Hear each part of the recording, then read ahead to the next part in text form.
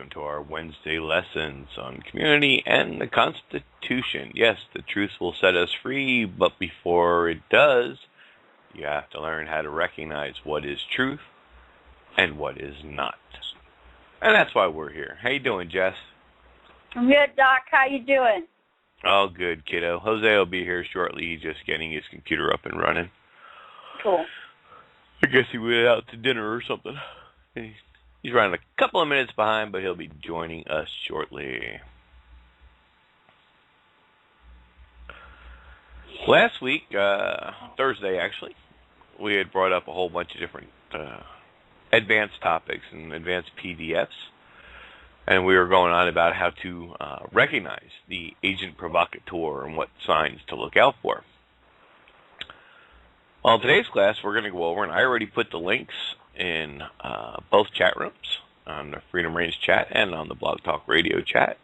Please click on those links so you can follow along, and this way, if you have any questions, as always, we'll be bouncing back and forth between the two chats. You can feel free to join us at either one, and I will post the link to the Freedom Range chat room over here on Blog Talk Radio as well, just in case you prefer to log in over there. What a crazy, crazy week it's been. And we're going to get into all that Thursday. I'm just kind of delaying here because I know we've got a couple of new students and a few guests have logged in. I'm not sure if that's them or not that usually join us here on our Wednesday broadcast. So I wanted to give them a couple of extra minutes, along with Jose, to get in on the board here to join us. You have any news on your end that you'd like to share, Jess? Anything exciting happening over there?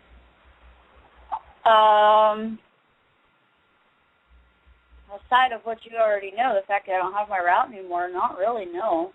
Oh, alrighty. What was up with your fish tank, actually? What happened with that? Cat hair. Cat hair. It was stupid bloody cat hair. That's all it was, freaking cat hair. Stupid cat. Apparently he, sheds more than I knew, and it was clogging my filter, and that's what was making the water clouding. Unbelievable. Yeah, we messed around about an hour in chat trying to help you out there, figure that problem out. And I saw your post saying, yeah, you figured it out, but you never told me what it was. I was busy watching a movie with my son. Sorry, I was just trying to take care of things. It's just, honestly, it's nice to be able to sit down and be mom for a while. I mean, I miss my route, my customers, my horses, the drive, especially the beauty. I have more time now to go look at it and go spend with my horses instead of 5 minutes. I can actually go see my friends and family out there instead of for 10 minutes, It's nice. It's nice to actually sit down, and I actually have a chance to be mom, and it's great, and I love it. Oh, absolutely. That's great.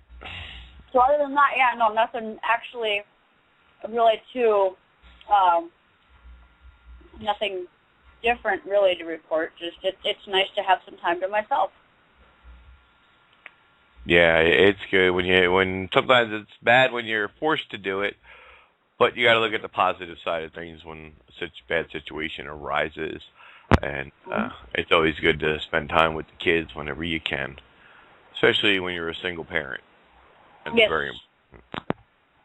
Jose, your mic is live, brother. Jose? Jose, you there? Let's still be setting up his headset. Can you hear me? There we go. Yay! Hello? Hello. Hello? Yes, Jose, we can hear you. Hello? Uh-oh. Hello? I don't think you can hear Can us. Uh-oh. Yeah, we can hear him. He's not hearing us.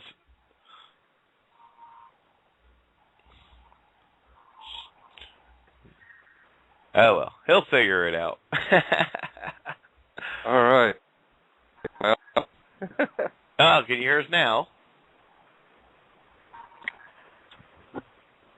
Okay, Yeah. I keep losing something on this. Hold on. Gotta love technology, let me tell you. Fun. Oh, yeah. well. Yeah, we're getting a couple of people now starting to show up here in the chat room. Give them a couple more minutes before we start today's lessons. Yeah, Jose just can't hear us, but we can hear him just fine. There is a caller on the board if you want to get on air. If you had a question or a comment, please push number 1 on your keypad, and that'll put the hand up on the board. Then I'll know you want to get on the air. Alrighty. Well, instead of sitting here, we'll let Jose figure out his issues on his end. Just bouncing back and forth between the two chat rooms. The first link I posted in there tonight, and that's going to be the only one we're going to deal with. If you're over on the BTR side, you see 2 links. That's one for the document we're going to cover, and one for the Freedom Range chat room. That's our home page and show page. You can always go over there. Oh, excuse me. And join us anytime. That chat room over there is open 24/7. I'm not in there often, except for during the shows. But you can often find other people hanging out, just talking about any topic that comes to mind, as well as the other shows that are featured here on Freedom Reigns. So please feel free any time of the day. You got some time, go over there, check it out. And usually, more often than not, somebody will be in there to say hello to you and help you pass the time. All right, let's get into this. You have plenty of times now to open up that link. It's titled Patriot Misbeliefs. I mentioned Thursday we'd gone over how to start recognizing some of the agent provocateurs, the 25 rules and the 8 traits. Today we're going to start breaking that information down, because we've heard so many of these things in the movement for the last 20 years, and it's only getting worse. And now they're even getting some new ones out there, and I'm not going to go into those right now. But the bottom line is, folks, you have 2 choices. You can either work from within the system, which is 99% of all these people are trying to do. Okay? They're working from within the system. Or you can get out and no longer be subject to their jurisdiction and be truly free under the common law. The choice is yours and always has been. We are set up as a voluntary system since the 14th Amendment, the 13th, 14th, and 15th Amendments, the Reconstruction Acts. It was all set up as a voluntary system. They just never told you that you were volunteering, that's all. And we just didn't know any better because, hey, it sounds great, don't it? Everybody else is doing it. But when you come to our classes and our lessons, you learn that, well, hey, not everybody else is doing it, and there is a remedy to get you out from the madness, if you will. You know, we see day in and day out the garbage that comes out of the so-called government. And I call it so-called government because it's, well, we'll get more into that in the advanced classes. But our main goal here tonight is just to recognize the truth. Okay? Separate the truth from the hype of what others are claiming. And that in itself is a big task, but it will save you a lot of headache, a lot of time, and a lot of money in the future. Because you'll be quickly able to recognize, okay, yeah, that person's pulling this idea or that idea. Most of them, folks, it's all about a scam. All right? But I don't want to use that word because it's so harsh, because really, they just don't know any better. They're passionate about what they believe. However, they're believing in a false idea. When you work within the system, what makes it look so good on the surface is because sometimes it works. It's like going to Vegas or Atlantic City or some other gambling hall, folks. And you go down and you go sit down at the roulette wheel and he spins the wheel, he throws the ball, and you pick red or black. That's what the courts look like today. And this is why sometimes these situations look like, well, hey, look, it worked. Because they're not going to tell you about all the times they lost. It only works about maybe 30, 35% of the time. And that's simply because the judge doesn't want to deal with it. It's not that he's agreeing with you. He just really, he's tired of the garbage. This has been going on now for 20 years. It's getting worse. And quite frankly, I can't blame the court system. They're just tired of the BS because everybody's going out there claiming all these patriot heights. And they're like, look, we don't have any room in the jail to lock up all these people. And these people that are coming in doing this stuff usually don't have any money to begin with, so what are you going to do? Find them till you're blue in the face, lock them up. You know, they're not going to listen to you, especially if you're the judge. They're not going to listen to you because they think they know more than the judge. Well, folks, they don't. So it's up to you. You want to spend a fortune running around, making yourself status in a worse place than you were as a regular citizen. And I'll tell you right up front, anything with the word citizen attached to it is evil, pure evil. Stay away from it. Okay? You're working within the system. So let's get into some of this. You're looking for freedom or sovereign-based information. You probably ran into several different terms and phrases being used. We're going to go through this. Simply, Jose's going to try again here. Let me double-check the board and see. I don't see them popping up yet. Give him another minute there. But anyway, simply you might say we are attempting to get across to you ideas versus reality. And that's what it comes down to, folks. It sounds great. It's an idea. But it's not reality. It doesn't work. It's not a 100% guarantee.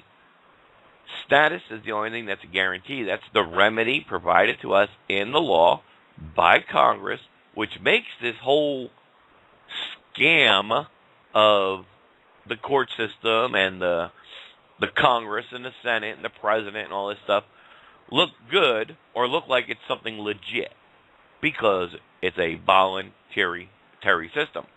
And, hey, people get the government they elect. Right? The government you choose is the government you get. And that's exactly what you got. So stop your bitching, quite frankly. Right. Now, you can read through this, and I'm not going to read all through the evils of it all that's listed here. I will go into I want to get this nonsense, this frivolous stuff, which we just kind of talked about, the workarounds. But these noted issues become even more complicated due to the political status that is held under the 14th Amendment system.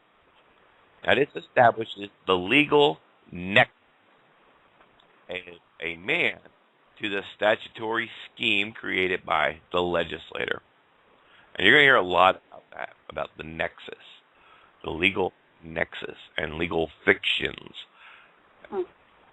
This is the primary agreement where one has agreed to be controlled by statute. If you're a citizen, any form of citizen, controlled by statute law, which is also known as the maze of private law. And this is the law system you volunteered for.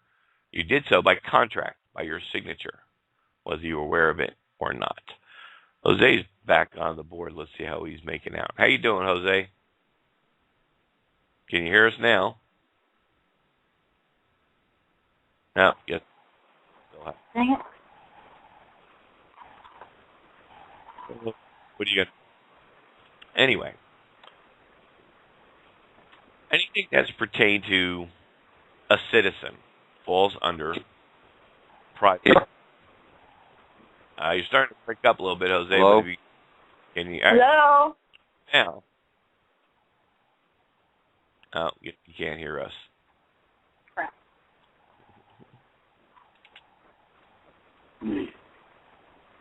So, his Skype there that we hear him. You're going to hear a lot of words such as whimsical ideas. Just for one. It's just, there's so much in here. It's just best you just read it over and take your time. But we are going to break it down. For the most common things you hear and post it up on YouTube to make it easier for you. As we go along, please feel free to tap a question. Either call in, raise your hand, put a question into the chat room, and we can go into a little bit more detail and try to help you understand whatever you may be having difficulty with. But number one, which is one of the most frequent ones we hear often, and that is, I have a constitutional right. Well, firstly, the 14th Amendment creates a dual system of law. So what is one?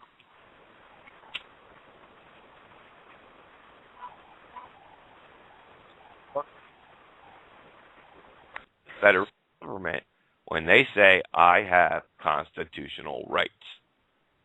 Unwittingly, they are claiming protection under the Roman law system that has been created by the 14th Amendment. Now, this set them up for the big fail. They are basically claiming that all statutory laws, private laws, apply to them. They will then be given due process under the system of private law. And this is established by the statute law of the United States and current insurgent states. Now, with all these, you're also going to find further links to help you in your studies with each one. You don't have a constitutional right to anything if you're a 14th Amendment citizen. If you're a citizen, period, of the United States, or citizen of any sense, sovereign citizen, and we're going to get into that. Free man of land. Any of all is garbage. Capital C, and we're going to cover that next. It's all garbage, folks. The only thing you're really doing when you do this stuff is you're actually admitting to the courts that, yep, I'm under your jurisdiction. Find me and jail me as you choose. That's what you're telling them. The only thing these people are making you do is to admit openly in court when you claim these things that, yes, in fact, you are a citizen and you are under their jurisdiction. It's that simple. That's what every single one of these things do. When you work with these scammers and these whimsical ideas, they're trapping you deeper and deeper and deeper into the system. And the system is evil. The system is what we want to get out of. We don't want to get put deeper into it. All right, and that is the key. You're either part of the system, which is private law, or you're part of the organic or original republic and fall under the common law. But you need to make that distinction, and you need to do so lawfully. And there is a remedy to help you do that.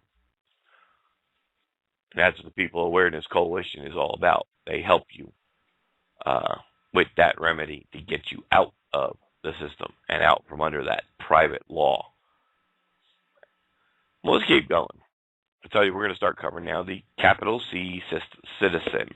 You don't have jurisdiction because I am a capital C citizen.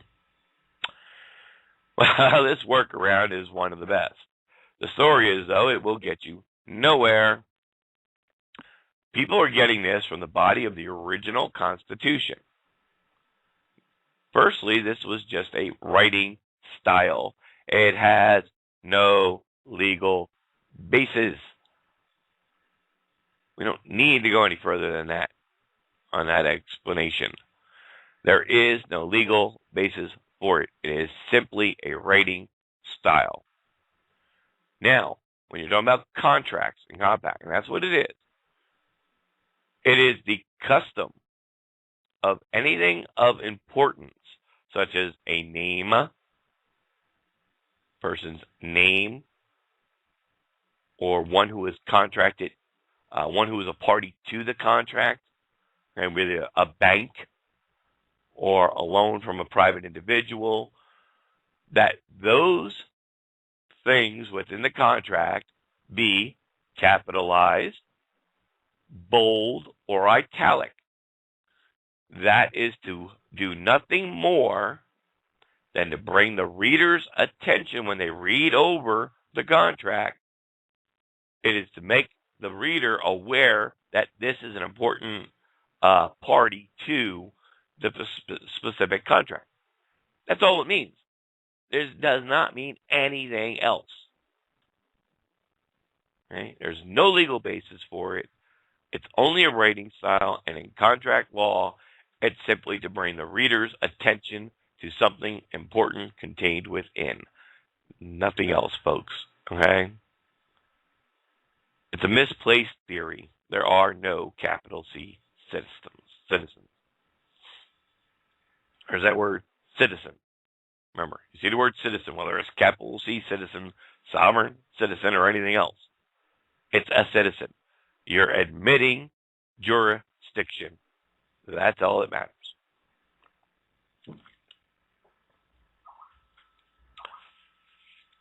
We're going to keep going here. And again, with all these, you're going to find more and more links within this document of other PDFs to help you understand in more detail exactly what is going on. Thank you.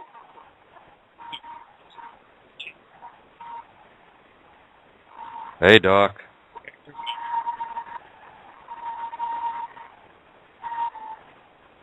Hello? Jose? Oh, hi, Jess. There we go. Oh my goodness, you can hear me now. What happened to Doc? Well, at first we were able to hear you, but you couldn't hear us, and now we can't hear Doc. What the hell's going on? Hey, now that's a good question. That's That's a really good question. So where are we at, Doc? Oh, can you hear me? Yay! Yeah, I can hear you. Okay. Yeah, I don't know. I didn't do anything. I guess it's just the internet. The internet, folks, has been acting up a little crazy. So, Twitter. Since my mic cuts out, guys will let me know in my Skype. It is. It's kind of cutting in and out, Doc. I'm hearing a whistling sound.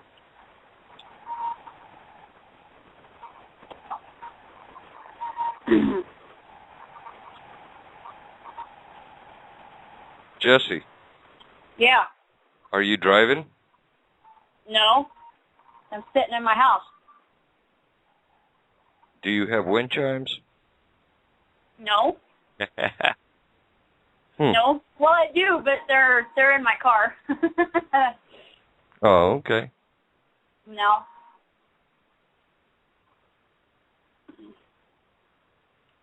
Are you there? No. We gotta love BTR. Huh. I Well, I can don't hear you, think- Doc. I don't think it's BTR. I think it's something else. Honestly, I believe it's the internet and certain specific parts of the alphabet soup that are probably playing around with internet settings on a more global scale. You know, I'm not saying, you know, they're kind of like attacking us directly. No, it's they're probably. Everybody I talk to has been having issues. If I'm still coming out, Jose, if you can open up that link, if you got your computer up and running, we're up to number 3 on the Patriot Misbelief paper. If you go ahead and continue and take that one, that's I'm a state citizen. Again, we're going to see that word, and that's evil. So if you guys could take that for a minute, I'm going to reset my headset and microphone, and I'll be right back. Okay, let me get it open. I got it open if you want me to read it, dude. Yeah, go ahead, Jess. Okay. We'll give you some time to get it. When you get it, let me know so I can stop. Uh-huh. Okay. I am a state citizen. You do not have jurisdiction over me because I am a state citizen. This workaround is practically the same as the capital C citizen. It will also get you nowhere. People are getting this from the principles of the original Constitution, like the capital C citizen ruse that people are trying to accomplish. Here is to claim that they are not 14th Amendment citizens. The problem is they probably are due to the fact that they have done nothing to terminate the citizenship. The court will consider that you are such a citizen under a legal rule called a legal fiction. A legal fiction is a presumption made by a court due to the lack of evidence to the contrary of which the court formulates its belief. I want to stop you there for a minute. Jess, okay. Can you hear me? Yeah. Yep. This is very important, folks. Now, other people will say to me, and I've had quite a few students in the past, they've never used their Social Security number. They've always worked without it. They never contracted with the driver's license. So they've never done any of these contracts. Well, that's great. However, because they didn't follow the remedy, the process, to officially declare themselves a non-U.S. citizen and to declare their allegiance within one of the states that make up the Union, this is where the legal fiction comes into. It's a presumption on the part of the court because you haven't given them any proof to the contrary. Okay, yeah, you didn't use your Social Security. Yeah, you didn't get a driver's license. Yeah, you didn't do all these other things. However, where's your paperwork to prove that you removed yourself lawfully? That's what they're asking for there. So if you don't have the proof, then the assumption from the lack of evidence is the legal fiction. It's a presumption made by the court because you haven't given them any legal documents to prove otherwise that you are not a 14th Amendment citizen. Right. And all that. Really quick, guys, I have something that I would like to state really quick, if that's okay. Sure. Mm-hmm. Okay. That has nothing to do with this. I just thought that I'd bring it up because it's a question that it's been on my mind for the last couple of weeks. I had ran into another officer, and I asked him the same question I asked the previous two officers that had pulled me over. This one was because a friend of mine had a flat tire. Anyway, I talked to him, I think he was a county. And I asked him the same question I asked the other ones, and he looked at me kind of funny, and he says, what is a state national? I know of a, what do you call them? Foreign national or something like that. But I tried to explain this stuff to him, and he was telling me that pretty much the opposite of what you have been teaching us, that he can write me a ticket for driving on the roads without a license, this, that, and the other. There are apparently certain cops that don't know of what I am talking about, as I tried to explain it to him. Now, what do I do in a situation where an officer has no clue as to what the hell I'm talking about? Well, once you get done with the process, okay, it's complete, it's all done, then you'll have all the paperwork. Again, you're doing good because you're trying to educate, and that's what we're all about. Go in peace and go and educate them.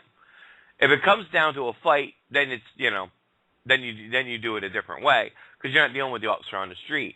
However, when you get completely done with the process, and you show him your ID, and he's going to go and run your name in the system. The system is going to kick back the message in the patrol car on the screen. All right, it's going to kick it back as possibly deceased. You're not in the system anymore. You're not part of them. The system, as far as the system knows, you're no longer alive. You're dead. You're deceased. Funny. All right. This is the way that the officer will realize, oh, okay, gotcha. All right, that there's something else going on here that is, you know what I mean? So, he still, if it's a rookie, he still may be a little concerned, like, okay, is this stolen identity? Because, the system's claiming to be deceased. But that's okay. It just usually they'll call their supervisors or whoever, and their supervisors will tell them and inform them, yeah, don't worry about it, just let them go. Not a problem. Most of the officers do know this, though.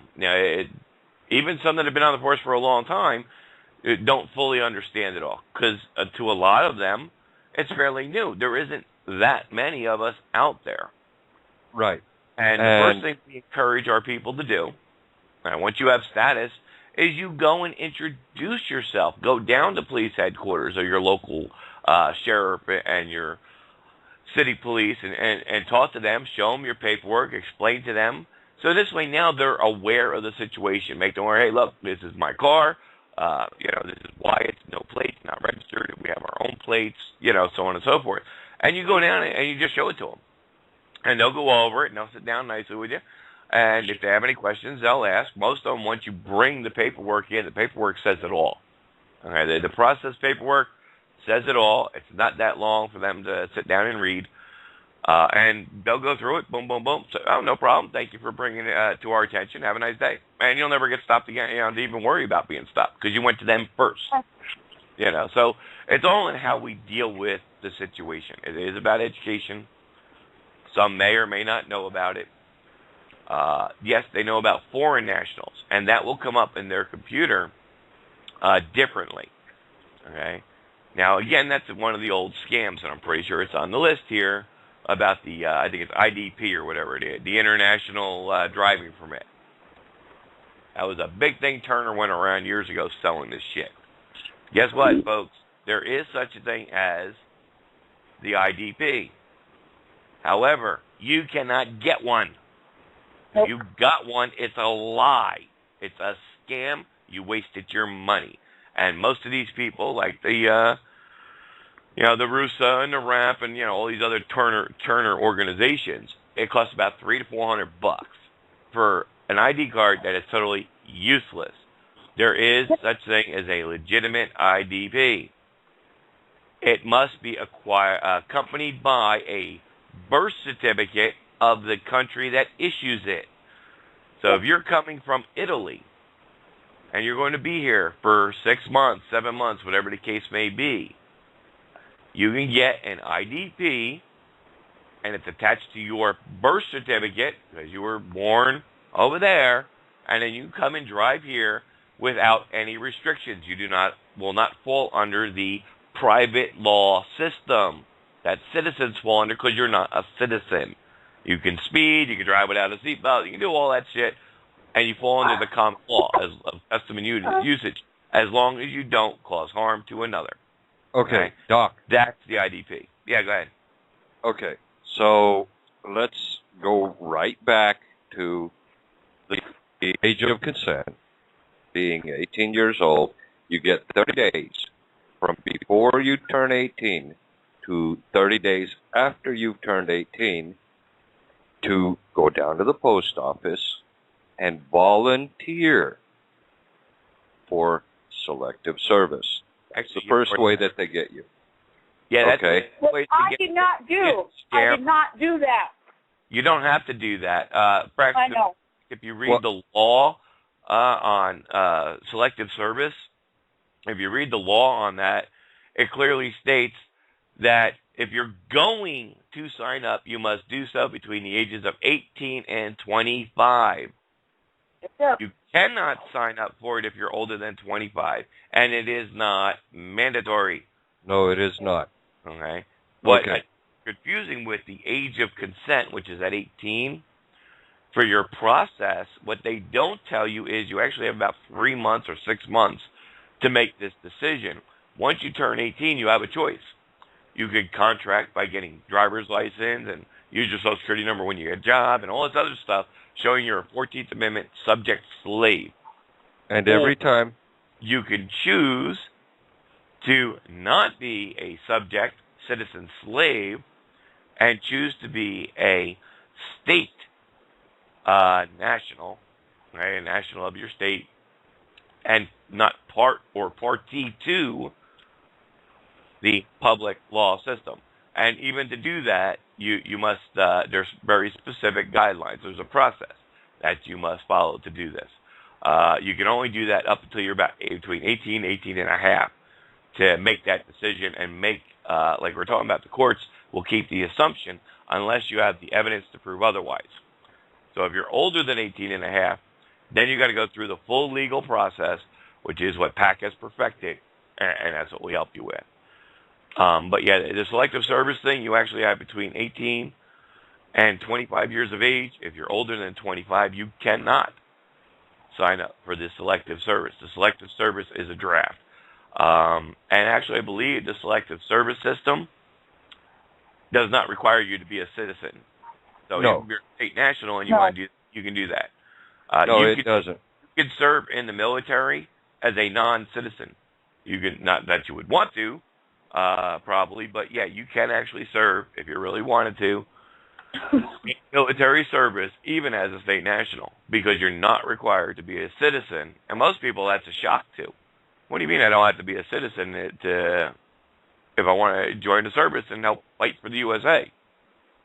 USA don't give a shit who you are. They don't give a shit who you're. They don't care who you are. You want to join up side and hold a gun and shoot bullets for us? Knock yourself out. Which puts you under the category of mercenary, not patriot, not soldier, mercenary, hired mercenary. Exactly. Think about that. That's the only real status you get is hired mercenary. Yep. Yes, indeed. Because we actually had how I know that information. This is from personal experience, believe it or not. I had that from actually a state national. There was a gentleman who was in the service, and he was inquiring about status and all, and said, I don't know, being in the service, so on and so forth. He went to his JAG office. He got along, this is years ago, got along with, LB and them, figured out that, no problem. His JAG office even told him, man, absolutely, you can correct your status if that's what you want to do. We're still, and still serve in the military forces. Not a problem. You do not, the service does not require you to be a citizen to serve. Wow. Okay. No problem. So, absolutely. Because that's something that's been going on through a lot of our military personnel, especially the last year or so. Not that we've had many correct their status yet, but it is getting out to the men that you do not have to do that. So that's where that comes from. Any other questions on I'm a state citizen before we move on to the next one? Actually, go ahead. And I figured I should be. Okay, so right now there's a lot of people with a lot of questions in their mind going, hey, wait a second. Okay, so we understand what this state citizen thing is leading to. How does that connect to the sovereign citizen thing, and what do I do if I meet up with a cop that says, I'm not going to do that with you, I'm not going to play with that sovereign citizen stuff, and the cop really does not. Well, actually, that's the next question we're getting into, is the sovereign citizen. Remember, anything that attaches the word citizen to it is evil. It's you're just burying yourself deeper and deeper. You're actually turning over jurisdiction to the courts. You're by admitting that, you're actually giving them more control as your master over you, the slave. All right. As a sovereign man, this claim has many avenues of which may be explored. The bottom line for this, I'm not going to read all this because this one's actually pretty big. You can look at that in detail. All right. The simplicity of it. In order to be a sovereign, you must be a ruler. You must be a king. Being a king of your own castle does not count in law. We have what's known as the castle law here in Florida. You are the king of your own castle. However, the second you step off your property, you're no longer king, you're a slave. Gotcha? Exactly. Sovereign. It does not reside with the people. It never has. Right? It's the collective, not the individual. In order to be declared a sovereign, you must own an allodial title, your own land, your own island somewhere, that you can declare yourself king. And the third requirement, this is not, yes or no, this is a requirement. You must have slaves, subjects of your own. So if you're not king and own your own land and allodial titleship and have servants under you that are subject to your laws and jurisdiction, whatever laws that you choose for them to be under, you cannot be sovereign. So run away from these people. They don't know their butt from a hole in the ground. And remember, with everything we do from the time we're 18, it's contract. If it requires a signature, it's contract. And the contract makes the law, period. Okay? The law may say there's no such thing as rape. However, if I get a female to sign a contract with me that it's okay for me to rape her, guess what? The contract rules. It supersedes the law of rape because she entered into the contract to allow me to do this. The only exception to that rule is murder. Okay? The contract makes the law, folks. Your driver's license is a contract. You're contracting with the government to be subject to all the statute, laws, fines, and penalties of the roadway. You sign your Social Security number. Now, at birth, of course, you didn't sign it. Your parents did. But upon the age of 18, the first time you go to apply for a job and you fill out the W-4 form and you put your Social Security number down on that form, you sign the bottom of that form. You just contracted again with the government to be subject to their jurisdiction. Anything that requires a signature is a contract. Just like the Constitution, it's a contract. Did you sign it? Guess what? Your name ain't on it. It doesn't apply to you. There you go. Until the 14th Amendment came around, which made it voluntary if you chose to join.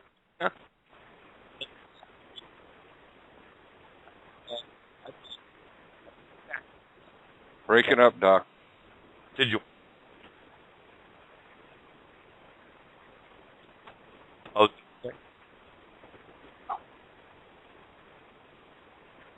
Am I breaking up again? Yeah. Yeah. Sorry.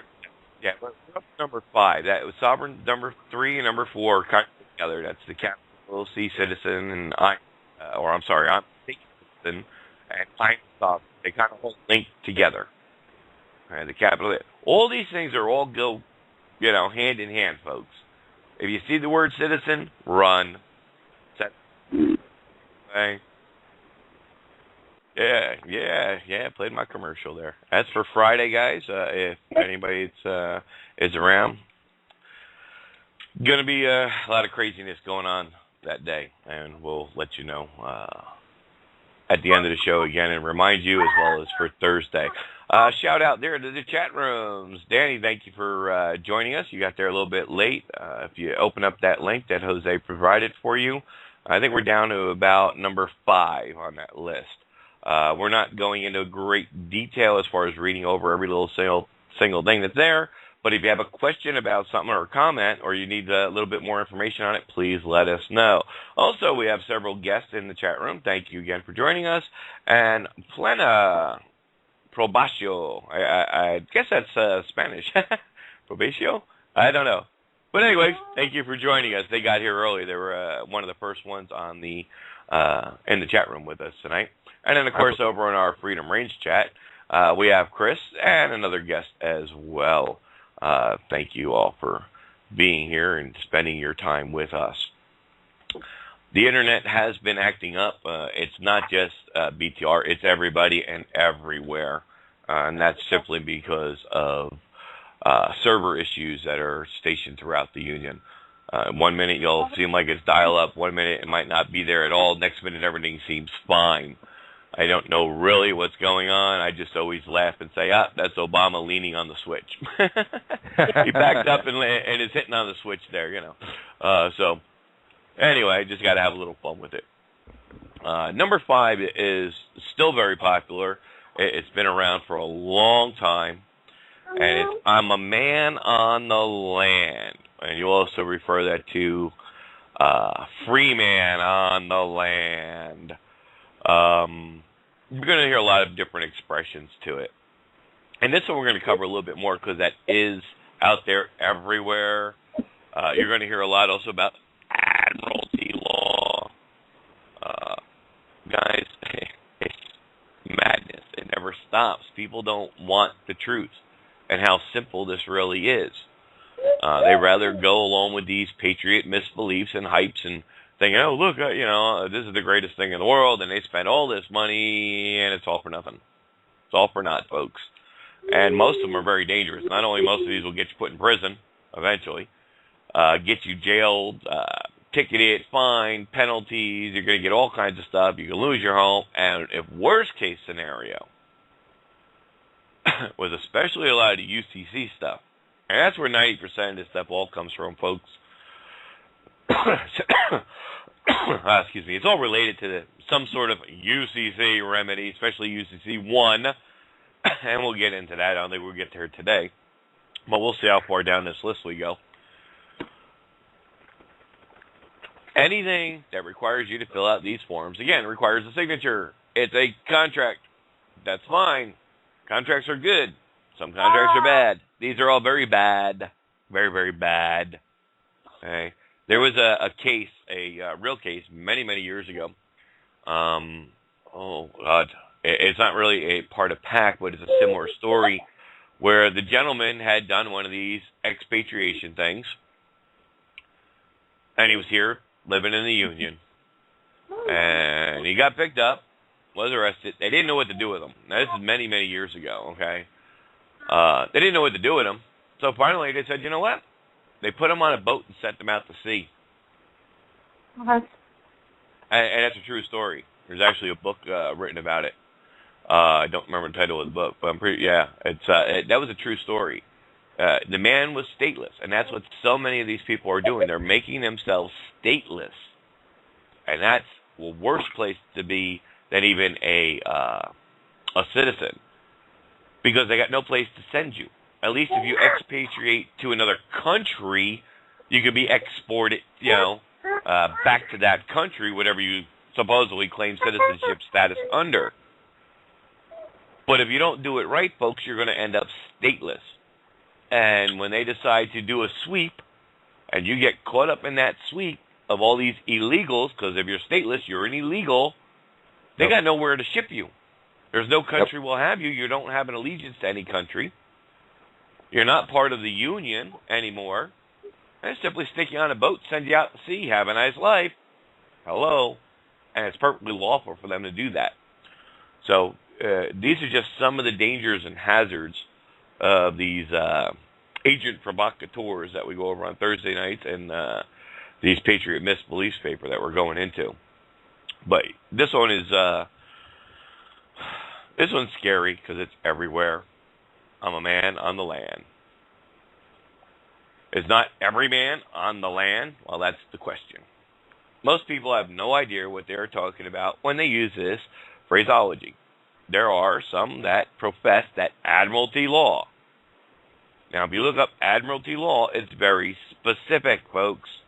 Law of the sea. Period. Look it up in any law dictionary. They all say the same thing. Admiralty law. Law of the sea. Nothing else. Okay? But they get in their mind, with all this BS that goes on out there, that somehow the law of the sea has come onto the land. And everyone is out to sea. Well, Doc, if I may. Boom! Put a bullet in somebody's head. Go ahead, Jose. Okay. I kind of understand the confusion on that, okay? Because I kind of got a little bit caught up in the same thing. Where it comes from specifically is people, I believe, are not clearly understanding what the word admiralty means. It doesn't mean an admiral. No. It means from all the admirals. And yes, that law is out on the sea. And then people have been studying into canon law at the same time. And they have the Holy See, which is an S with two E's. Okay? So they're crisscrossing their terminologies at that point. And because canon law seems to have been spread all over the world by the Vatican and the Catholic Church, they're kind of getting it all mixed up. They're not sectionalizing and compartmentalizing each and every individual different type of law. Now, there are places where it kind of meets and blends a little bit, but it pretty much separates itself. No. You can't mix. There's a lot of things you're not able to mix into any other type of laws. But that's how I see it. I think what happened is somebody seen some sort of a cross-section where this little piece of canon law and that little piece of admiralty law just happened to fit in together out here in some place. But that's more falling under what the government likes to call natural law. Now, that's not the law of nature. Natural law is a completely different thing, and natural law is like common law, but natural law comes more from Roman law, okay? And Roman law is not common law. It's not in the least bit. That Roman law... Hold up a second now. Natural law applies to the law of nature. In other words, it's unchanging. Okay, so Right. a law that's unchanging, we know we have the natural laws. Okay, so don't want to get too confused there. It kind of all ties in together. You're on the right track, okay, but it's real hard. Although it's not the common law, like you said, it's the law of nature. All right, it's not necessarily written out as the common law, but it still does apply together. Because the law of nature says we know that it's wrong to kill. All right, we don't need a law to tell us that, hey, you shouldn't kill. Unless somebody's trying to kill you. A natural law. It's wrong to take from someone else. Okay? At first, I'm talking about, of course, we grow up with these other things around us. I want to hold off there for a second because I got a question in the chat room. The question is, and let me find it, no state shall convert a liberty into a privilege, license it, and attach a fee to it. Now, this is Murdoch versus Penn, for anybody who wants to look that up. And that's very true. But in order to understand why they can do that, we have to understand the 13th and the 14th Amendment. The 13th Amendment outlaws involuntary servitude. Okay? Involuntary servitude. It doesn't outlaw voluntary servitude. And Right. by our contracting, we are volunteering to be subject slaves. And That's what... why that case doesn't work when you quote it in court. Because if you're a 14th Amendment citizen, evil word citizen, if you're anything to deal with the 14th Amendment, which made citizens and nationals out of the whole population, and it will assume, here comes that legal fiction, the assumption that you are a subject to without the proper documentation to prove otherwise. That's where the law changed. In the beginning, we had a republic. Now we have a democracy. One is de jure, of right. One is de facto. Okay? Democracy is de facto, which is a voluntary subject-slave servitude because it's all done on a voluntary basis. And that's where you have to keep in mind when you start going through court cases. Always understand first, look at the date of the court case itself. See if it's pre-14th Amendment or post-14th Amendment. And if it's post-14th Amendment, see what it states about the status. These are key words you want to look for in a court case. Status, citizenship, and jurisdiction. If it's after the 14th Amendment, then it becomes the 13th Amendment allows for the voluntary servitude.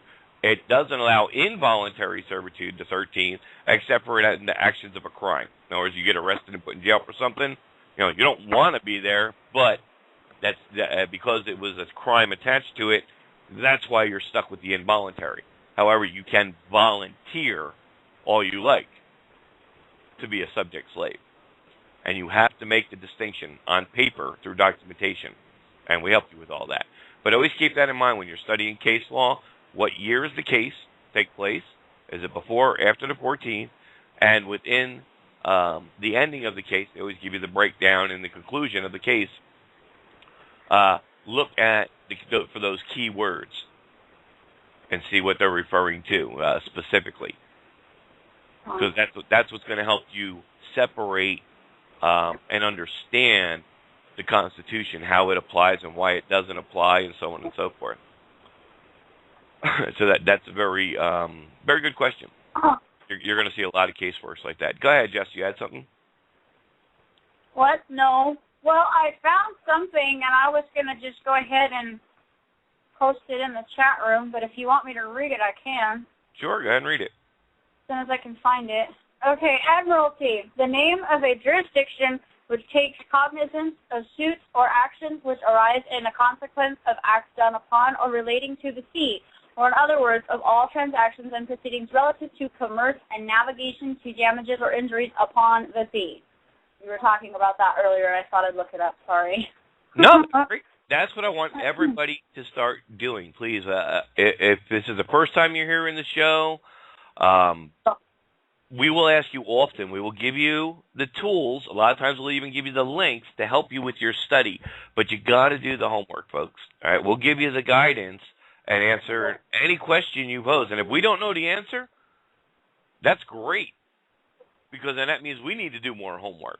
All right, I've been doing it myself on air with Freedom Race for 4 years. I've been on Blog Talk Radio doing shows of one or another for almost 7 years, something like that. So I've been around here a long time. I'm not going anywhere. And every day I learn something new.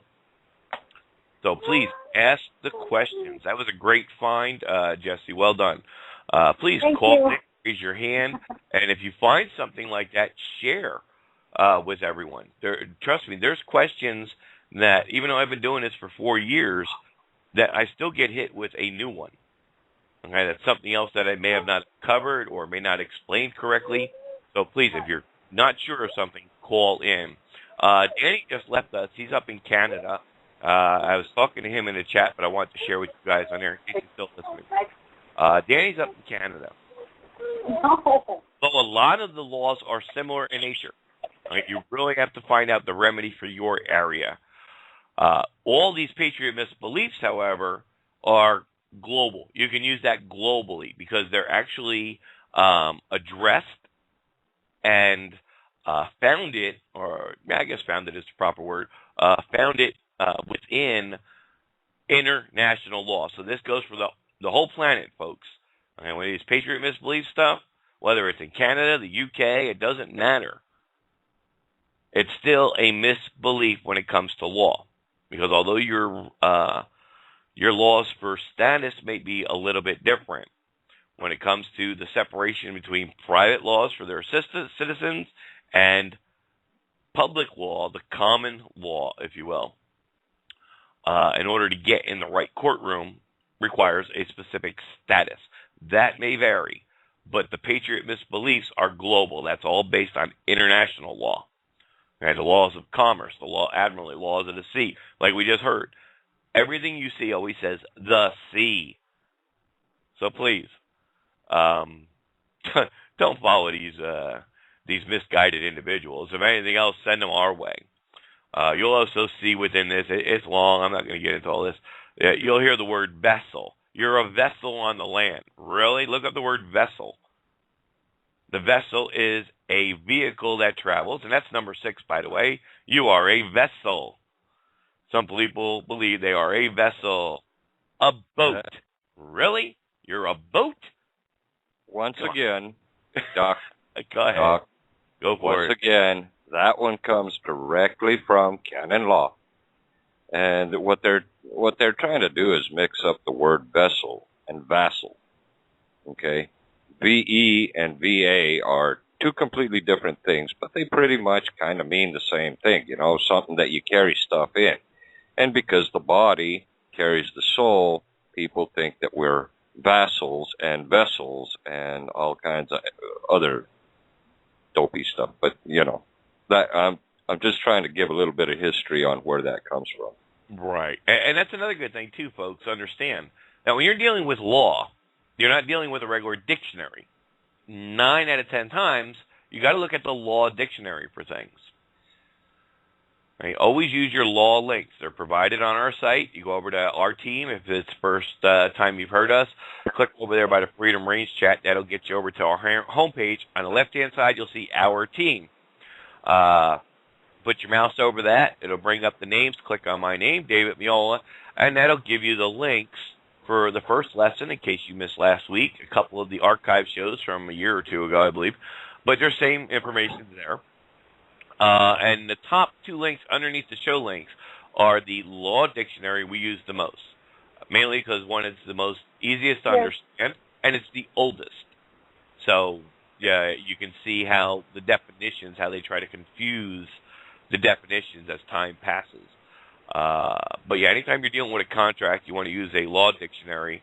That's the most easily understood, and also one printed closest to the date of the contract in question. Well, since the contract in question is the Constitution, the oldest dictionary you can really get that's most clear and easy to understand is the Bovier's 1856. Now we're going to. Where I got the definition for admiralty law, if you're wondering. Go ahead. Okay.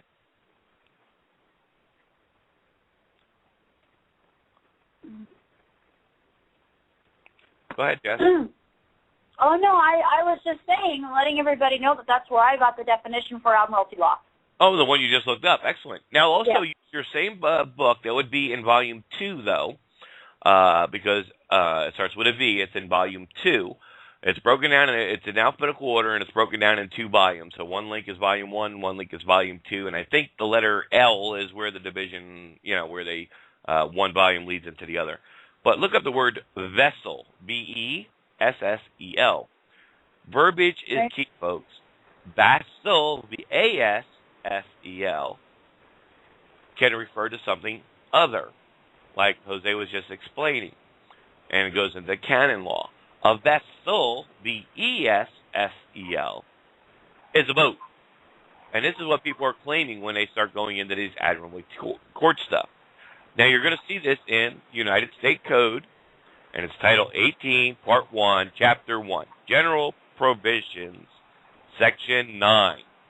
Vessel, with the E, of the United States defines the term vessel of the United States as used in this title means a vessel belonging in whole or in part to the United States or any citizen thereof. Now, right there, that little pause, or any citizen thereof, is where they get this idea that they're talking about a person. Then it goes on to say, or any corporation created by or under the laws of the United States or of any state, territory, district, or possession thereof. Because it's got the word citizen and corporation and all this, they're thinking they're talking about people. No. The United States Code, Title 18, specifically on vessels, is boat. Whether the boat is owned by the military navy, means the U.S. government, an individual citizen who happens to own a boat, or a corporation, that's running a business or whatever, that owns a boat, and it doesn't matter if it's, registered with the state, the territory, district, or possession thereof. That's where they're getting the confusion from, okay? Because the words are there, they don't stop and read the whole sentence. They see citizen, and they think, oh, cool, I'm a vessel. And this is where this man on the land and admiralty law and all this other asinine shit comes into play. But I have a simple question for you. All right? You can read it all. It goes into the laws of persons and so on and so forth. We know now what admiralty law is. It's the law of the sea, all right? Conducting sea of commerce. All out there, all right? That's what a vessel is. And then the next section, number 7, is admiralty law. And you can read over all this stuff. My simple question to you, and I think you're going to find it within this document as well, it's something we bust chops about from time to time. Those who are claiming that they're in admiralty court, then explain to me why you have juries. Now, the reason I ask that is because, guess what, folks? In admiralty court, there is no juries. No. So if you got a jury trial, guess what? You're not in an admiralty court. No. Admiralty court falls under military power. So if you're not sitting in front of the colonels and the lieutenants and all that with a panel judge of 5, with small exceptions where the states can rule within admiralty jurisdictions, such as a couple of, you hit my boat, we're out on the weekend, and I got a little damage, and you don't want to pay for my damage, I sue you for damage. Okay? Most people think that would be small claims court. However, because it happened on the water, it does actually fall into admiralty court, and the states are allowed to hear such cases. Okay? But again, it's a jury trial. There's no jury involved. So if you got a jury, which we all know we have the right to a jury, don't we? Guess what, folks? You're not in an admiralty court. You're not under admiralty law or maritime law. Okay? All in the body of private international law. Everything is private, folks. All falls down to the jurisdiction. That's what Article 3, Section 2, the United States Constitution grants original jurisdiction to U.S. federal courts over admiralty and maritime matters. And that's what I was just explaining to you. So if you're not in a military court, if you're not in a federal court building, it doesn't apply to you. Federal courts have exclusive jurisdiction over most admiralty and maritime claims pursuant to the terms of 28 United States Code 1333. Okay. And you can read through all that and the history of it and the ending codes. It's all there. We're just giving you the highlights. So, when you see these kind of claims, you can quickly recognize, maybe, and hopefully you'll remember back to the show and say, hey, wait a minute, I remember Doc talking about that. There was a paper he was covering the one day that mentioned that specifically. And it's gonna come more and more easy for you as you read them.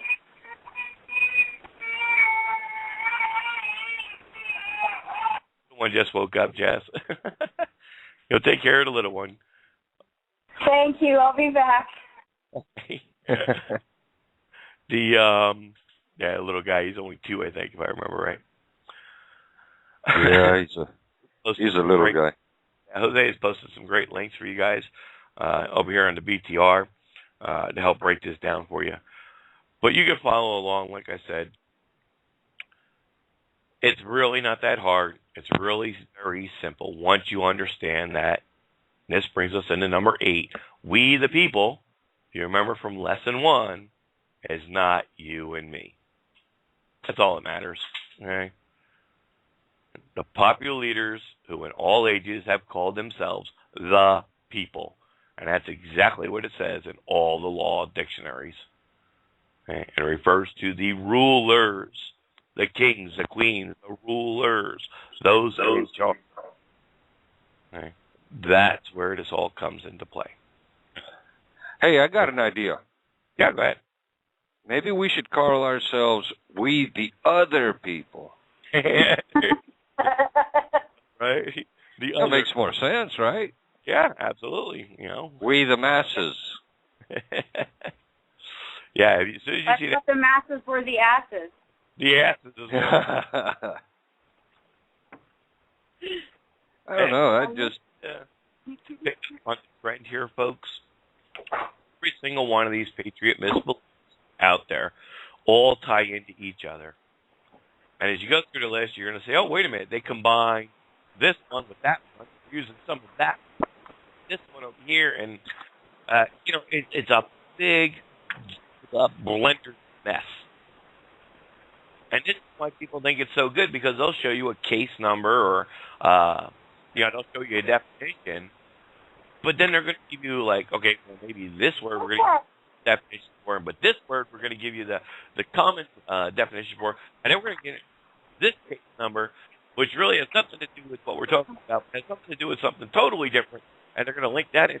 I mean, it's just somebody these things, put them in a blender, okay, and a word scramble program on their computer. And this is what we have.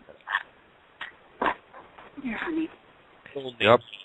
You know, the whole John Doe, you know, the whole straw man. That's nice. All capital name. It's not. It's my straw man, my bullpen, or whatever claim they make. The bottom line, folks, it's a contract. The name can be all bold and all capital. It's to bring the reader's attention to it. We've already covered that. It's the same as capital C, or bold text, or italic text. Now, there is such thing as a straw man in law. It is not whatever been conned into thinking. A straw man is an authorized third party. In other words, you have a checking account, and I got my check from work, and I brought it home, forgot to stop at the bank. Well, of course, that check is made out to me. I signed the check. I give it to my wife.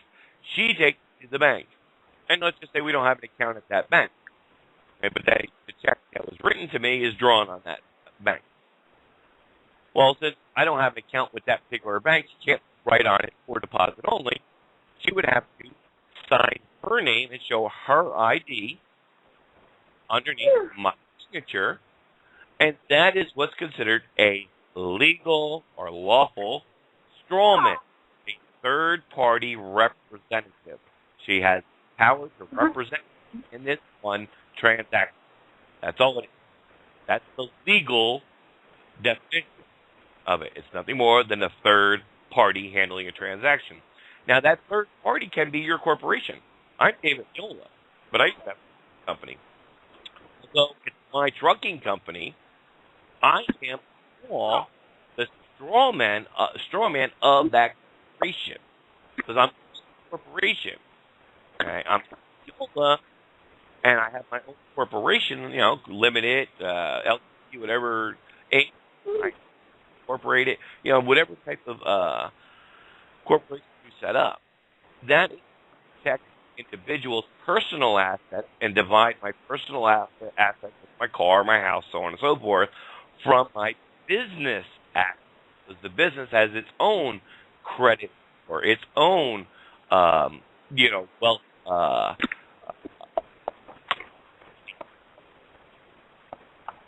Rules within. All right. So I would be considered the legal straw man as CEO of the corporation. But do not confuse that with, well, my birth certificate is the real me and or not me, and I'm just the corporate holder of that entity, and therefore you can't charge me. And oh man, the madness never stops, folks.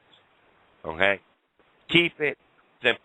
As soon as you start hearing all these craziness going on, get away from it. Don't even waste your time on it. Don't waste your energy on it. It's going to suck you in. It's going to reprogram you right back into the system instead of deprogramming you to help get out of the system, which is what we're all about. Okay? We don't want you to be part of their system or part of that private system.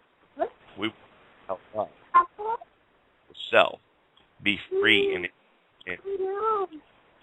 non-subject individual. And there's a lawful way to do that. Also tied in with the capital name, as we continue here, we go down to number 11, we see copyrighted name. Some people think that by copywriting their name in all capital spelling will actually create some kind of force field benefit for them. They threaten to sue anyone that uses the name in such form. What fun this may be every time this problem arises. Firstly, under the common law, copyrights are only local to a country, i.e. a state. We learned that in Lesson 1. In the case of the United States of America, that would encompass each one of the states. To have copyright protection outside the jurisdiction requires international law. In the case of these United States, you would have to enter into the private law of the United States under its statutory conditions. This is just another amusing workaround to get around the private law scheme. just another headache, folks. That's all it is. Nothing that's going to help you. This one's real simple. The United States is a corporation. Guess what, folks? It always was. Every single municipality, municipal or other, is a corporation. By law, it's a corporation. It has been from day one. There was no magic date. Oh, on this date it became. No, it didn't become. The magic date is the day it was signed, 1776. July 4th, as we like to celebrate, but actually technically it was July 3rd, I believe, or July 2nd. But anyway, that's neither here nor there. That's just the false notes of history that we've all been taught. But anyway, so let's go with July 4th, 1776, when the great United States was formed and the Constitution was signed and became the law of the land. Guess what, folks? From that very minute that all the signatures were put on it, it was a corporation. End of story. Okay. It even says the United States of America are a corporation endowed with the capacity to sue and be sued, to convey and receive property. Circa 1820. So what's the point? The United States always was a corporation. Bottom line. Real simple. Don't get this stuff confusing you. Now remember, we talk a lot about body politic. Now we're going to go right into Beauvair's Law Dictionary, 1856, body politic. Government, corporations. When applied to the government, this phrase signifies the state. Got it? The state is the body politic. Number two, as to the persons who compose the body politic, they take collectively the name of people or nation, and individually they are citizens when considered in relation to their political rights, and subjects as being submitted to the laws of the state. Now remember, this is pre-14th Amendment, folks. When it refers to corporations, the term body politic means that the members of such corporations shall be considered as an artificial person. Now, this is where, again, you get these people going into, well, that's not really me. That's an artificial person, or my straw man, or my all capital letters, or my capital C. You see how this all ties in together, folks? Every single one of these, they all work off of each other, and none of them have a clue what they're talking about. But you guys will know the truth. You guys will understand this. It'll become like second nature to you. You'll more quickly see when you're bouncing around on YouTube or, walking around and hearing some of these other people talk about this stuff. And you'll just shake your head because they're lost. And you know they're lost. And you know the truth. And when they're not too hyper or not too passionate about their misbelief, have them tuned into the show. Give them the link for the Patriot Misbelief. Have them read it over themselves. Hey, Doc. Yeah, go ahead. I'm going to sideswipe you now. Go for it. Or sidetrack you. Okay, so when it comes down to all this nations thing, I believe we discussed last week that we have two versions of the United States Constitution. We've got the original version, pre-14th Amendment. We've got the second version, creating the democracy, if you will. The first one created a republic. The second one created the anti-republic, being a democracy. Well,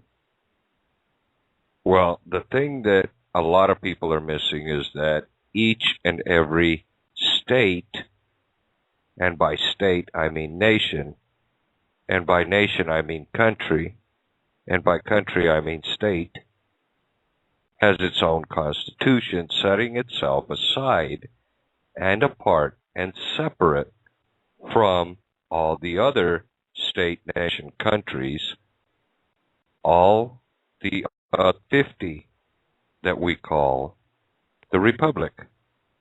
Exactly. And the one that has the most original is the U.S. Constitution. Not that it came first, not that it came last, not that it's this, that, or the other.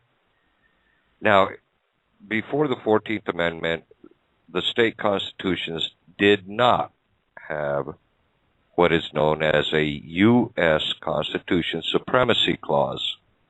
That came right along with the 14th Amendment and the Civil War. And it really wasn't civil. Yes, it was a war. It was a war proclaimed by Lincoln against the states. Right. It's not Lincoln. Or to it as the war between nations, or the war between the state is the official title. But they don't want to print that because people may actually look it up. And that's why we always hear this Civil War. Well, there was no such thing as a Civil War. In order for it to be a civil war, there had to be a breach of contract. Well, because this is pre-14th Amendment, there was no breach of allegiance, okay? Because your allegiance lied with your state, which is your rightful country. So that's why the South, southern states, were able to team together to fight the individual northern states.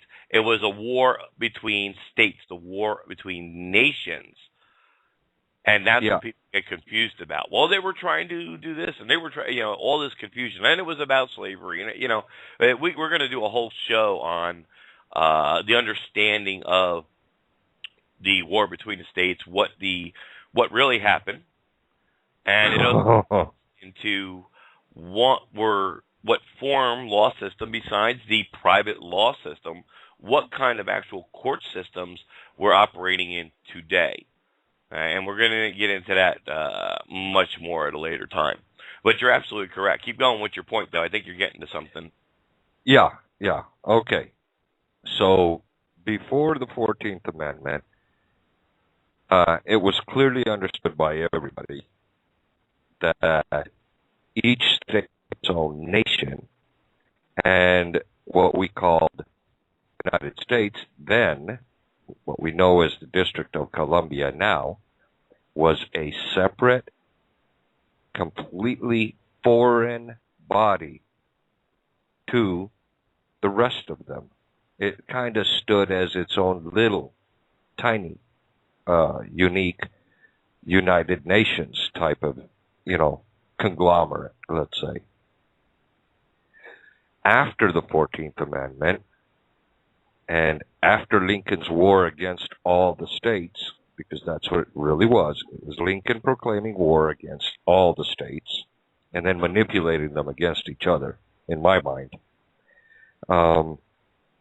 After that came what's known as the United States Constitution Supremacy Clause in each and every state constitution. And that is what one of the main problems is when it comes to a state trying to secede. I keep trying to tell people in Texas that, and the leaders of the Texas nationalist movement and all that. And I don't know that they're getting it. I don't think they're understanding where all this is coming from. You might have a tough fight with Texas. Not because it's Texas, man, everything's bigger and better in Texas. No, I mean, from the law standpoint, there is actually in place, guys, when you're dealing with Texas, you have to understand something. What Jose is not saying, and what I didn't say before, because it's something we're going to hold off and go into more detail another time, is what we're talking about is all the states after the war was over, they had to put this clause into their constitutions, their state constitutions. What this did is, because we often hear that the 14th Amendment was never ratified. Guess what? After the war, it was lawfully ratified, being 2/3 of the states. It was done at gunpoint, and that's why all the states' constitutions had to be changed and adopted to include the language of the 14th Amendment. Okay. Now, go ahead. And that United States Constitution Supremacy Clause stands in every state in the Union. Now, you tell me if that is not proof positive of who lost that war. Yeah, absolutely. And what it is, the reason why I say you can't include Texas in this, and this is something we're going to go into more later, understanding the explanation of martial law. And Right. it goes into this. Quite simply, we're still in martial law. Martial law never ended, folks. We just entered into a quiet war. Now, this is usually more going into the advanced stuff, but you guys are with us. You guys are understanding a lot more than some of the students in the past that were just getting this information for the first time. Most of you guys have been in the movement in one shape or another, so you understand this. In order to end martial law as it was originally declared, the Lieber Code, it takes a special presidential proclamation. This has never been done. The specific Treaty of Peace has never been signed. However, the state of Texas does have, although they're still in martial law, and I say in because they're not fully under anymore, they're just in martial law because of all the U.S. citizens that are still occupying, because that's what you are. U.S. citizen, you're an occupying individuals. You're enemies to the state. Because Texas itself actually did receive two different proclamations, presidential proclamations. Texas is a little bit different than any other state. So you may have a hard fight, and they may actually be more right than wrong on what you're trying to explain to them. You have to understand and look up the proclamations issues. I believe it was by President Jackson or Johnson, one of them. Right. Actually did issue two special proclamations, very specific in nature, to the state of Texas. This is also why the state of Texas very easily and readily issues a allodial title. And that goes back to the whole king issue. In order to have and hold true land, you must hold that land in a allodial title. So Texas does that. You're allowed to do this. There actually is a Texas Republic. There's multiple generations. Their family has been taught this. And they are like card-carrying members, if you will, like a state national will be once you correct your status. A card-carrying member of the Republic of Texas. And that is a lawful status. Okay? So you got to be careful when you're dealing with Texas. You really have to understand where they're coming from. If they mention that to you, that they're part of the Texas Republic or they're a Republic of Texas, right? That's the same as state national type of deal in its status. Yeah, but nobody has. That is because of the presidential proclamation's claim. However, they're still in martial law because the court systems have to determine what jurisdiction you're under when you're in Texas. Are you a 14th Amendment U.S. citizen? Okay, that's this jurisdiction.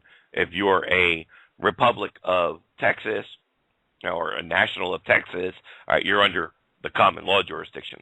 So that's why Texas, because they're actually way advanced in this understanding of status beyond any of the other countries that make up the Union. So very, very important when you're dealing with that. You need to get on the same page as them, because believe it or not, they actually may be telling you something good, because Texas is way advanced. They're way beyond the rest of us. The rest of us are still correcting statuses, getting with our correct republics, and resetting up and repopulating the will of the true common law. Okay, well, so that's where we have to be careful. Texas is ahead of us. California is the next state that's actually pretty close. We have, I would say, the largest population of the state nationals within the Union are located in California. You sure it's not Colorado? Yep.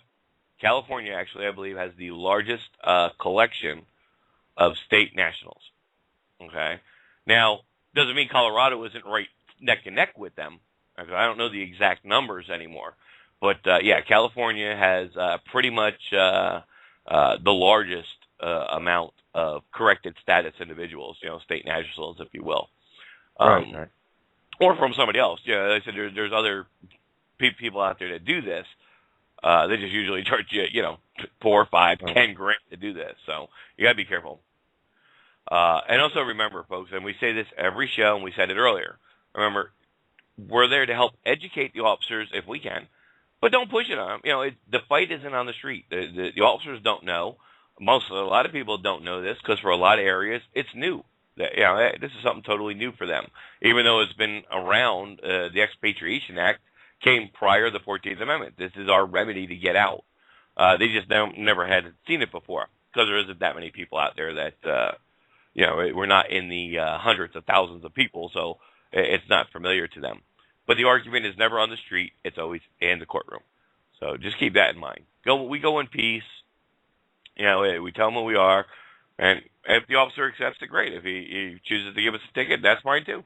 Your fight isn't on the street. Don't make it a street fight. Because the only thing you're going to do is give yourself a bad name, and they're going to harass you every time you turn around. Even if you're in the right, they're just going to harass you just to do it.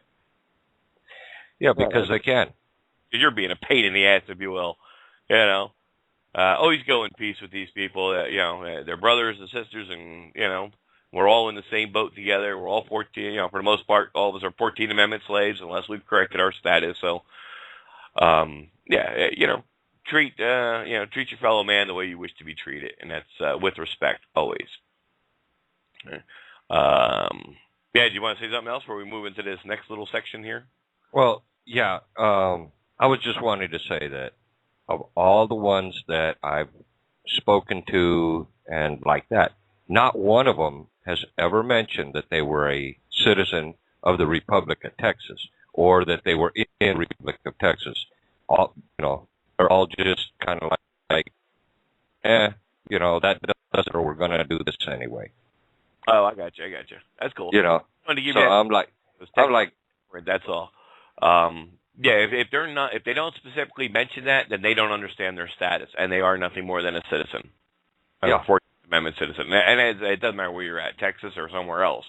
But yeah, as far as Texas goes, because I ran across some of the Texas, the Republican of Texas people. And this isn't a patriot movement thing or anything else. These are folks that are multiple generations, guys. Their parents were part of the Texas Republic. Their grandparents were part of the Texas Republic. This actually can be traced all the way back to the war between the states. And it's multiple generations because by international law, you inherit the nationality of the father. That's your biological father. Right? You inherit the nationality. So if your father's nationality is the Republic of Texas, he's a Texan, first and above all else, guess what? So is his kids. Right? Same thing when you become a state national. When you become your children become 18, they automatically inherit, unless they choose otherwise, your nationality as a state national or a national of, Florida, New Jersey, California, wherever you may have been born at or have processed to your paperwork with. So that's very important to remember. So yes, there is multiple generations. This has been going on. Facts have been out there since 1998. We've been, LB's the author of our textbook, The Red Amendment. Please, if you don't have your copy, to get the latest copy. There's a new release finally out for 2012 edition. So if you haven't gotten your copy, please do so. That'll help you fully understand a lot of what's going on in the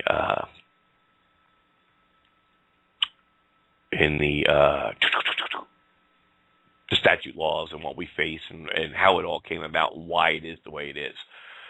And once you understand how simple it is, this stuff is going to be like second nature to y'all folks.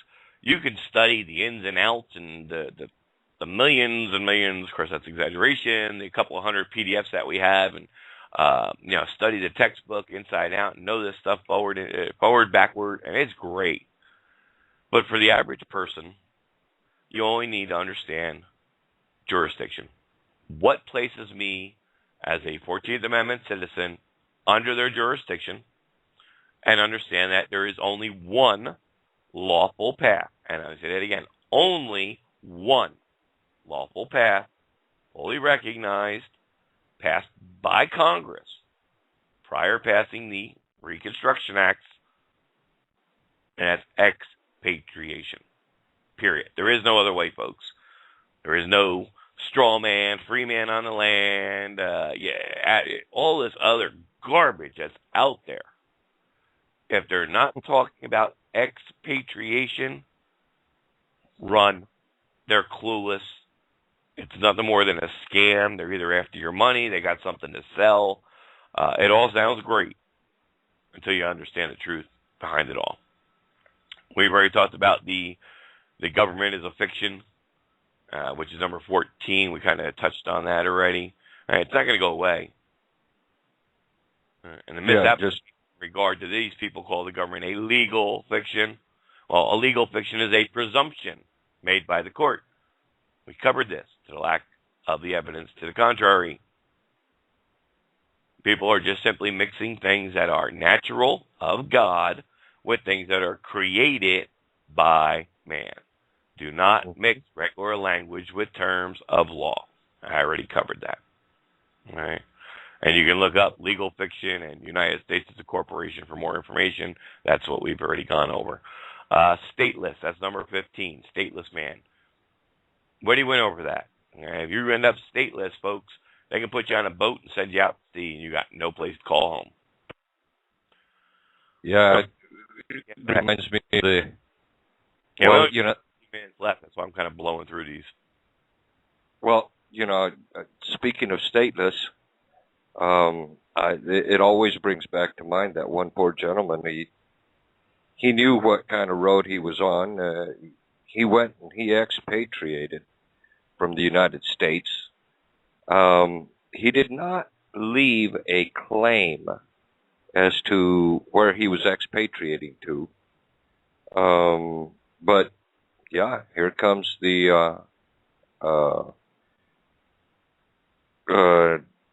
I think it was naturalization services, immigration naturalization. It was one of the two offices that came along, grabbed him up, asked him, "Hey, where do you want to go?" They sent him to India. I guess that's what his preference was. He went over there, being stateless. He had a 0 status over there. And I mean, less respect than what you would give a dog. At least a dog, you throw food out to and stuff. Well, he was so fed up with life that he emulated, I think I'm right. Basically what he did is he found himself like 2 or 3 gallons of gasoline and he burned himself out in the street. That's how he ended his life. Don't do that. Don't ever do that, people. I can't imagine a worse way to go, first of all. Second of all, don't leave yourself stateless. If you're going to write something out like this, be very careful. Be very careful what you write.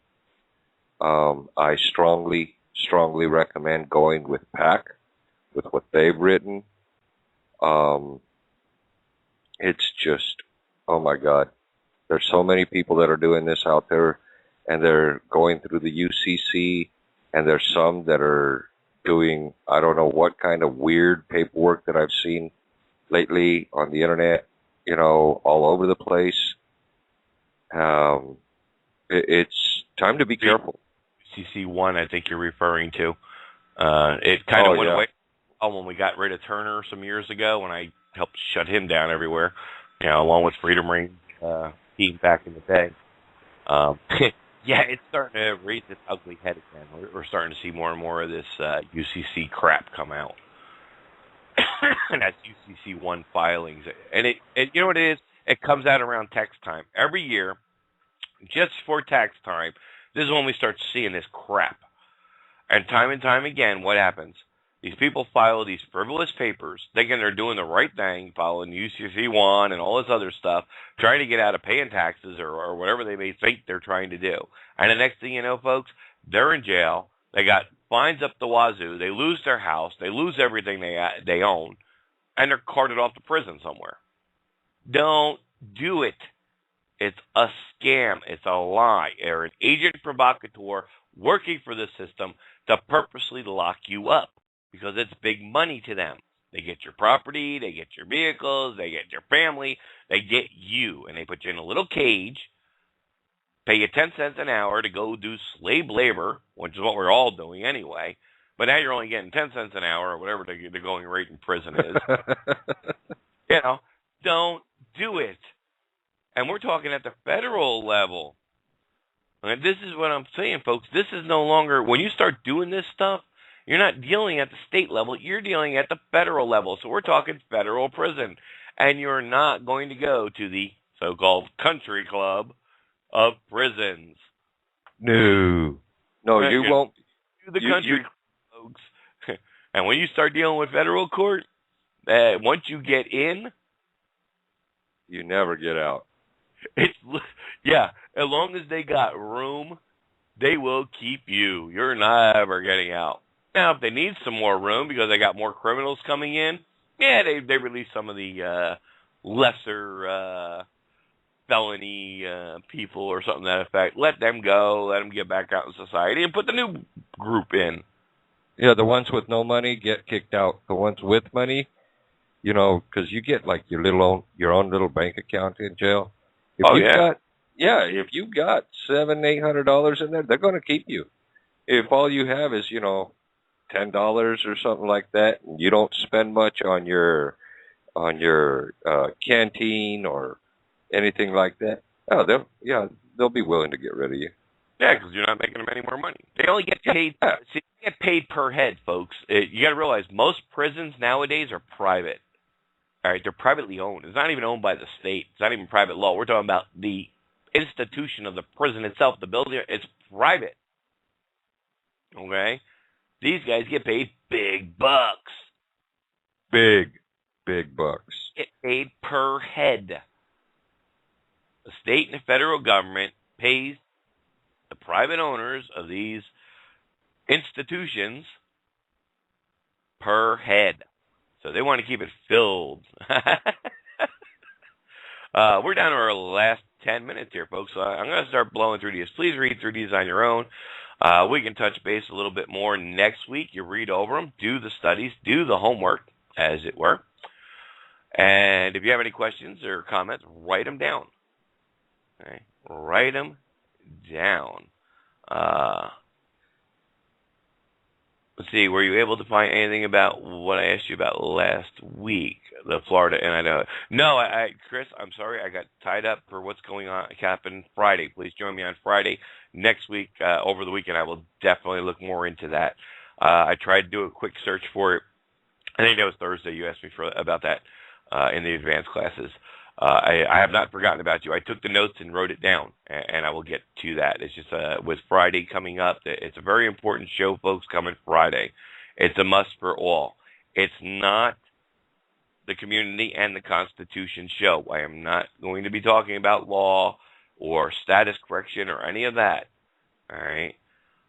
This is the first time in all the years that I've been on the radio here that I'm joining my two networks, if you will, that I'm bringing two things together. So please, if you're concerned about the union at all, if you're joined us here, obviously you want to know truth, the evil of the corporation, the government, how they control us, and how the law and why they can control us because of the laws and how we volunteer for it. You're in the right place. Friday, well, there's another threat on the front that I'm going to bring forward, and that we have to be equally involved in, that we have to be equally made aware of and understand. So please, please, please, I beg you, tell everybody you know. This is, like I said, it's not a Freedom Reigns broadcast. It's not a, this is just me. It's none of the other hosts here. It's none of, it's not tied into our regular show. Everybody you know, all ages, get them to listen to this broadcast. Very, very, very important. And please do all you can to get everybody you can to join us for this very important show. It's a must for all. And we'll play that ad probably at the end of the show again to just keep you a reminder. But it's Friday, this upcoming Friday, 2 days from now, on the 15th, starting at 7 o'clock, just like all our shows. We have about 7 minutes left, so I'm just going to read the titles of these just to give you an idea. Number 16, Void for Non-Disclosure. How many of us have heard that? Legal Fiction. We've covered some of that already. Apostle, Act of State. This is that IDP that falls into that, ties in that same whole IDP that I was explaining. And then, of course, the big one, another one, favorite of Turner back in the day, and it's still floating around out there. Diplomatic status. You're going to hear that. That's been popping up again. Yeah? What country you from? Mac, really? Well, who the hell appointed you? Right. Laws and the guideline are very specific. Don't fall for it. Now, number 20, we can go into more detail at another time. That's non-resident alien stance. All right, that's something that you guys really want to look into. And you'll also see the small u for United States. Again, here we go back to the capital letter versus small letter, and, it just goes on and on and on. 22, UCC remedies. We covered that, especially UCC 1. Stay away from this. The IDP, we covered international driving permit. Number 24, redemption. Okay. Again, that falls under with the UCC garbage. That's all over there. 25, again, UCC status correction. No, don't go there. Anything dealing with these codes. These are commercial codes, folks. If you fill out one of these damn things, the only thing you're doing is putting yourself deeper into their private system. Other works in progress, corporate soul, trust. Oh, I heard a lot about that. Taxes, show me the law, land patent. We add to this list. Please do not try to print this out. It's a good, 15 pages long, and we add to it all the time.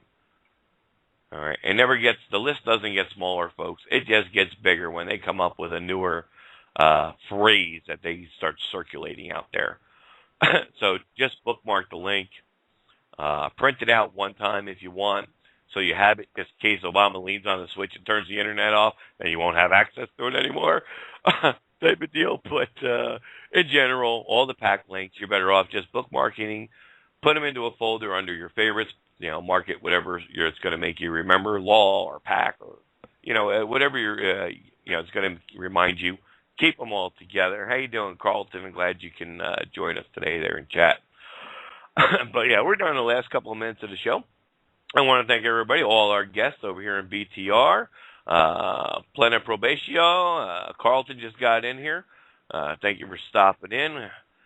Glad you can join us over there. Of course, in our Freedom Rounds chat room is Chris, as always. He's also probably one of the guests that's in the BTR chat. He logs into both like I do as well. There's a whole bunch of stuff just in this one document. Read it over. Just between the first show and today's information, you have now enough tools to help you very quickly, if you glance over this stuff and keep it refreshed in your memory, very quickly be able to point out one of these scams that you catch on YouTube or anywhere else. And then don't want to watch that. Just change the dial. It's not worth it. Even though there's some truthful information that may be contained within some of these videos, especially when it comes to parts of history or something like that, with being new students and not being able to separate, and this takes years, folks. This is something you're not going to pick up overnight, but to be able to separate the truth from the hype, you're better off just turning it off and go something else. Go look at something else. Go watch something else if you want. But like I said, you'll pick up on all that stuff. We're down to our final 2 minutes here. So with that, we're going to say goodnight, Jose. Jesse, you guys have any final words? Go ahead, Jesse. No. Good night, everybody, and good luck with the study, and really, that's all I can say. And as usual, we love y'all, and thank you. Thank you, Jess. Glad as always to have you join us. Jose? Yeah. Now, what I do is I don't do bookmarks. I do the bookmarks. I got them all listed and this, that, and the other. But what I do, just in case the internet gets shut down or whatever, what I tend to do is I download the entire PDF, and I use a software called AbiWord. It's called open source. Open source means that anybody can use it, and you can make however many copies of it that you want, generally. Normally, open source is a very good way to go. I use AbiWord, and yes, it's a little bit more RAM intensive. It'll eat up some of your RAM. But you can download all your PDFs using AbiWord, and you can save it on your hard drive and have it handy for wherever you are. You can be out in the woods, or camping, or whatever, and want to read a PDF. It's right there on you. You've got it with you, or whatever. But I'm going to recommend for everyone AbiWord, or if you can get the studio, that's even better. Great. Thank you very much, Jose. Yeah, appreciate that. We're down to our last final seconds, so as always, thank you for joining us. We love you. We look forward to seeing you next time. Don't forget, if you have a time, join tomorrow night, same time, for our advanced classes, current events, and what else is going on in the world. Till next, God bless.